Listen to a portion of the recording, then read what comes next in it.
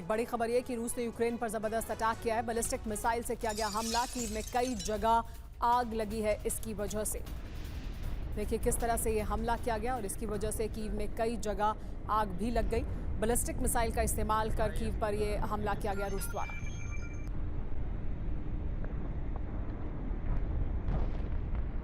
एक और बड़ी खबर यह कि यूक्रेन पर रूस ने बड़ा पलटवार किया और इसमें 472 से ज्यादा ड्रोन का इस्तेमाल किया। रूस के हमले में 5 लोगों की मौत हुई है। बड़ी तादाद में ड्रोन का इस्तेमाल किया गया रूस द्वारा यूक्रेन पर हमला करने के लिए। 472 ड्रोन थे जिनके जरिए रूस ने यूक्रेन पर हमला किया है, जिसमें शाहिद ड्रोन भी शामिल था।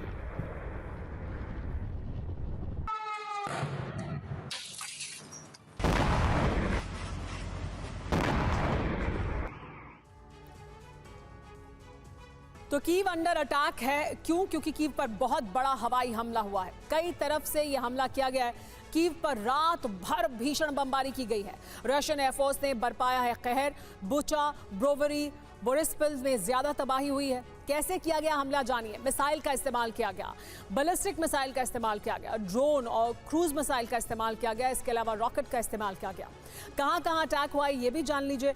राजधानी कीव पर हमला किया गया है। रिहायशी इलाके, ऊंची बिल्डिंग, इसके अलावा थर्मल पावर हाउस और कीव बॉर्डर के इलाकों को भी निशाना बनाया गया है। लेकिन एक और बड़ी खबर, नेटो चीफ मोर्के रूटे का रूस पर बड़ा बयान। हथियारों के प्रोडक्शन में रूस काफी आगे है। रूस में काफी तेजी से हथियारों का प्रोडक्शन किया जा रहा है, ये कहा गया है।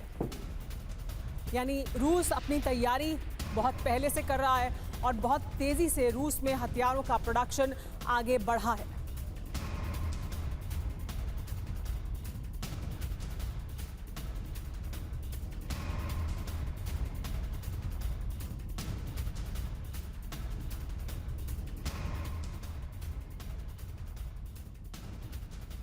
एक और बड़ी खबर यह कि यूक्रेन पर कब्जे की पुतिन बहुत बड़ी योजना बना रहे हैं। यूक्रेन का ब्लैक सी रूट बंद करना चाहते हैं पुतिन। नीप्रो के पूर्वी इलाके में नियंत्रण पर नजर है पुतिन की। पॉलिटिको की रिपोर्ट में यह बड़ा दावा किया गया है। यह कहा गया है कि ब्लैक सी रूट को पूरी तरह से बंद करना बड़ा उद्देश्य है पुतिन का। नीप्रो के नियंत्रण पर पुतिन की नजर है और इस उद्देश्य के साथ वो अब तेजी से हमले कर रहे हैं यूक्रेन पर।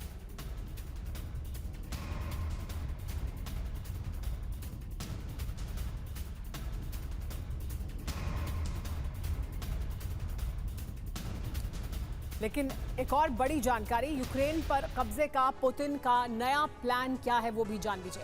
यूक्रेन में नीप्रो के पूर्वी इलाके पर नियंत्रण चाहता है रूस। यूक्रेन की उत्तरी सीमा पर बफर जोन बनाना चाहता है रूस। ओडेसा और मिकोलेव की ओर बढ़ रही है रूसी सेना।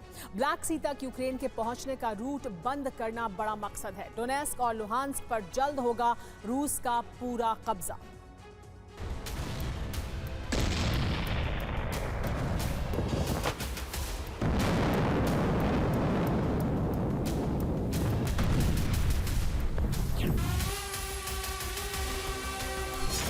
ज़ेलेंस्की ने रूस में एयरबेस पर हमले से दुनिया को नया संदेश दिया।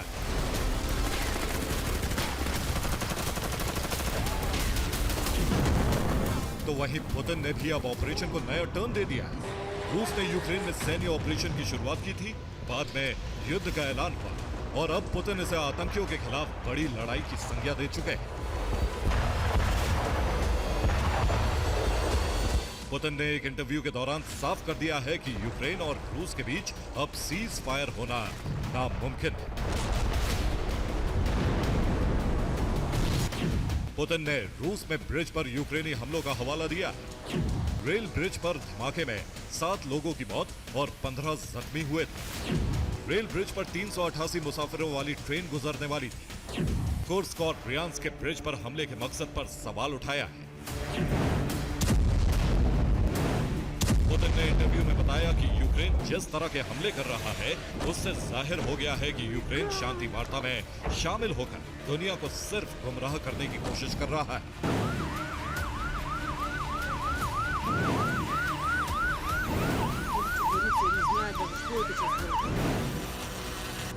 पुतिन के मुताबिक यूक्रेन रूस के आम लोगों की मौत की साजिश तैयार कर रहा है। ज़ेलेंस्की की सरकार एक आतंकी संगठन की तरह काम कर रही है, इसलिए रूस यूक्रेन की सरकार को आतंकी मानकर एक्शन लेगा। पुतिन के मुताबिक अब यूक्रेन पर हमला आतंक के खात्मे के लिए होगा, रूस के आम लोगों की जान के दुश्मनों पर होगा। फिलहाल रूस के हमलों की दूसरी स्ट्रेटेजी भी आगे बढ़ रही है।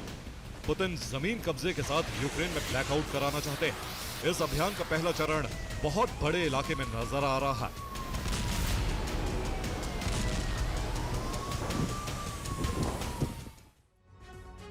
ट्रंप पहले ही कह चुके हैं कि पुतिन ने बातचीत के दौरान उनसे दो टूक कहा कि रूस के एयरबेस पर हमले का बदला लेना होगा और इस बारूदी बदले की तस्वीरें अब आपके सामने हैं। रात के वक्त रूस की तरफ से किए गए हमलों के बाद सुबह में क्या दिखाई दे रहा है, कैसे यूक्रेन का चप्पा चप्पा खासकर कीव का अलग अलग इलाके दहल उठे हैं, चारों तरफ बर्बादी का दृश्य दिखाई दे रहा है। तो देखिए रात में कैसे बमबारी की गई है और सुबह किस तरह की तस्वीरें अब यूक्रेन में अलग अलग जगह दिखाई दे रही हैं।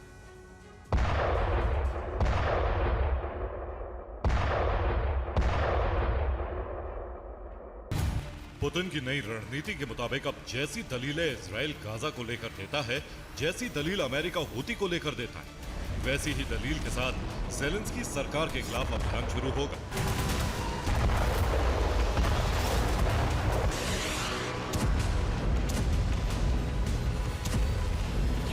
पुतिन के घातक हमलों का विरोध ना हो, इसलिए पुतिन ने ज़ेलेंस्की सरकार को आतंकी सरकार कह दिया।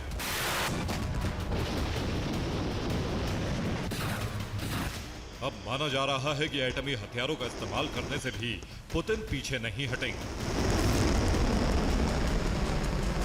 क्योंकि एयरबेस की ऐसी तस्वीरों का जवाब रूस पूरी दुनिया को देने की ठान चुका है। अब तक रूस से कोई बड़ा हमला ना होना भी एक बड़ी अनहोनी की तरफ इशारा कर रहा है।